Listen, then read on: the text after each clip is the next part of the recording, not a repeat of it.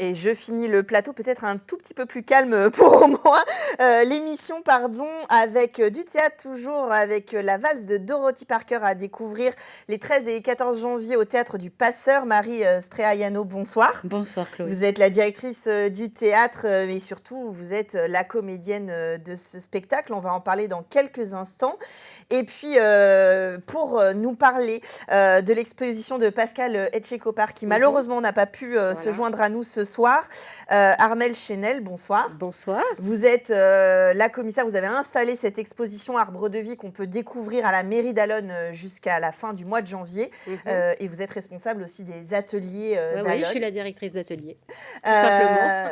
Alors, Pascal n'étant pas là, est-ce que vous pouvez nous présenter cette exposition que l'on peut découvrir, qu'on a la joie de découvrir jusqu'à la fin du mois dans la mairie d'Allonne? Oui, jusqu'au samedi 28 en fait, janvier. Dans cette exposition, il y a à peu près 80 œuvres, ce qui est déjà important par rapport au lieu, même si le lieu est très grand à la mairie d'Allonne. Là, on a fait fort avec Pascal, c'est-à-dire qu'elle s'est dit, je mets ce qu'elle m'a demandé avec des formats énormes, donc 3 mètres sur 2 mètres 50 et des tout petits qui font 20 sur 30 cm. On essaye de mettre le maximum avec légèreté.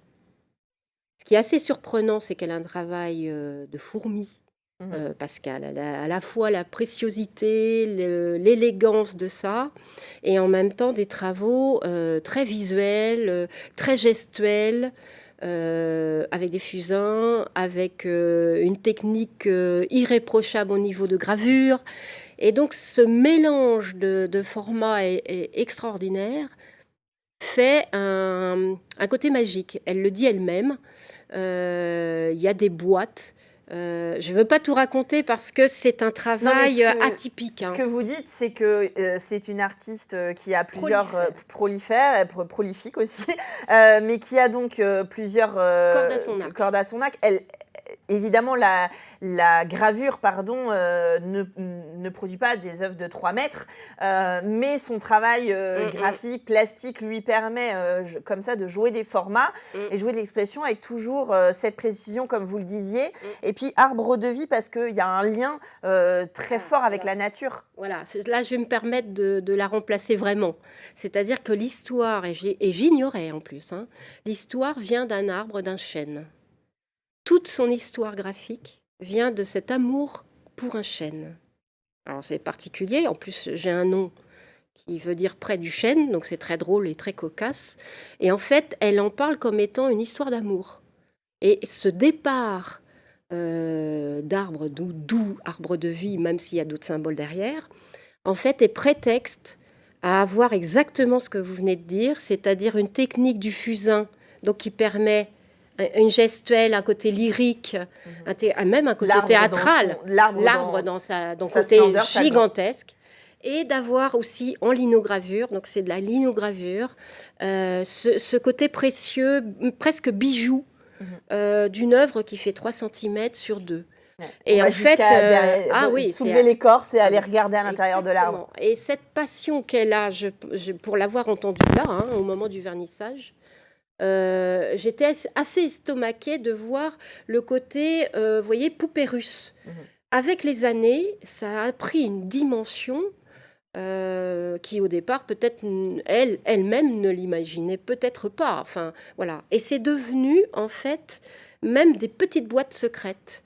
C'est-à-dire que les écritures qu'elle a trouvées en regardant comme au microscope des écorces ou des sèves ou des choses comme ça, en fait, c'est devenu des boîtes de Pandore un peu. C'est assez incroyable. Moi, vraiment, j'ai quand même fait depuis 15 ans pas mal d'expositions. Mais là, je trouve que c'est quelqu'un qui travaille toujours avec ce côté chercheur. Elle a ce côté-là. Elle a été enseignante, elle est graphiste, plasticienne, mais il y a un autre domaine chez elle qui est archéologie. Vraiment, mais incroyable, incroyable. Moi, je C'est suis un très beau mot, passionnée. archéolie. En tout cas, il y a de la poésie dans son travail. Ouais. Arbre de vie, Pascal Etchekopar, je vous invite, j'ai pas eu le plaisir de pouvoir en faut parler aller voir ça. avant dans l'émission. Allez à Allonne découvrir son travail Ouais. à la mairie jusqu'au 28 janvier. Mm. J'enchaîne parce que le temps passe Voilà. avec vous, ça va trop En tout vite. cas, merci. Les 13 et 14 janvier prochains, Marie Streaiano, vous serez sur les planches pour la valse de Dorothy Parker. Oui. Une création que vous reprenez, un duo, puisqu'il y a de la musique qui vous accompagne dans ce spectacle. Enfin, oui, un duo, c'est souvent un trio pour moi, puisque l'auteur est présent. L'écriture, on la rend vivante, donc c'est quand même une convocation, voilà, de l'auteur, puisqu'on est vraiment sur les textes de Dorothy Parker, des nouvelles et des poèmes.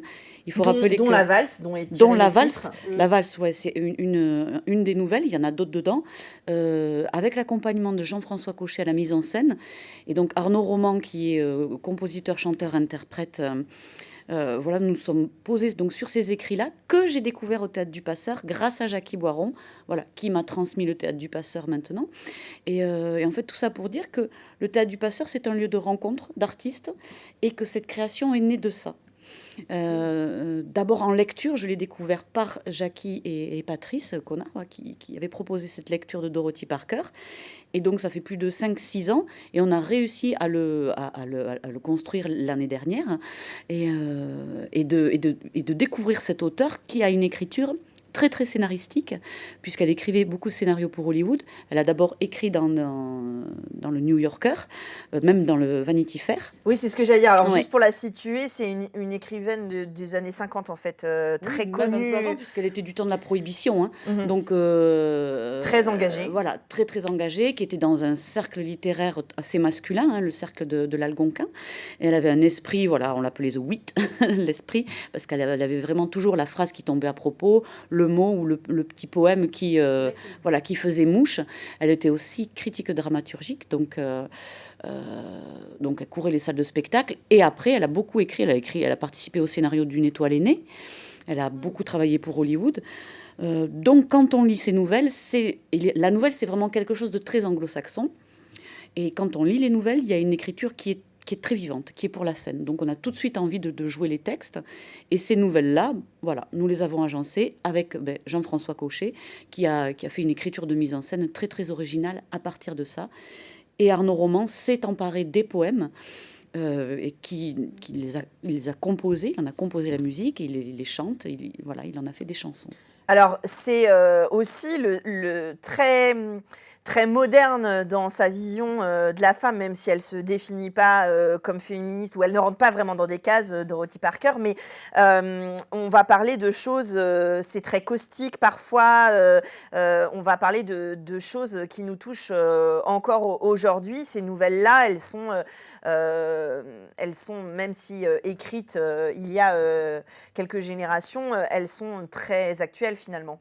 Oui, parce qu'elle parle de l'être humain, de toutes ses contradictions, donc elle se joue de ça. Et son personnage, elle le fait jouer avec ça, quoi, avec ses humeurs, avec ses contradictions, ses oui, ses non, ses envies de dire non, mais en fait, ses envies de dire des fois oui. Et donc, il y a l'à propos, il y a le comique de situation, puisque c'est une femme qui refuse les conventions sociales, là où on a choisi l'histoire de quoi ça parle, d'une femme qui dit oui, on l'a invitée à danser, dit oui, je veux bien. Mais en fait, elle n'avait pas du tout envie d'aller danser. Qu'on la laisse tranquille. Et puis elle tombe sur un danseur qui en plus il ne sait pas danser. Donc il marche sur les pieds, il l'envoie valdinguer, il danse très très mal et elle n'en peut plus. Mais elle continue quand même à danser avec lui parce que on ne dit pas non. Voilà. C'est ça. Alors, dans le dossier de préparation, en effet, il y a une phrase qui, moi, m'a marqué et m'a fait sourire. Suggestion pour mon épitaphe après incinération, ouvrez les guillemets, pardon pour la poussière. Donc il y a de l'humour aussi, il y a tout ça pour parler de la vie finalement, mais je la recontextualise pour dire que c'est encore plus prégnant du fait du contexte aussi dans lequel elle écrit. Voilà, on peut largement s'identifier à ces textes. Tout à fait, oui, oui, puisque comme je vous dis, ça parle vraiment, voilà, des contradictions de l'être humain, on est dedans. Et là, on est vraiment dans des situations, donc dans du concret. Et voilà, et après, chacun prend ce qu'il prend. C'est ça qui est extra, c'est qu'elle a une écriture qui est, dans un sens, il y a de l'universalité, puisque tout le monde peut s'y retrouver, même si on a tous des vies différentes, des émotions, voilà, qui sont à des degrés Il y a différents. toujours une facette qui va nous faire écho. En tout cas, ça, c'est le 13 et 14 janvier. On va sur le site du Théâtre du Passeur, on prend ses places, évidemment, pour vous découvrir. Voilà, ou en téléphone, il y a toujours quelqu'un qui répond, ou on laisse un message, on vous rappelle de toute façon. Vous prenez vos places pour aller voir la valse de Dorothy Parker les 13 et 14 janvier prochains au Théâtre du Passeur au Mans.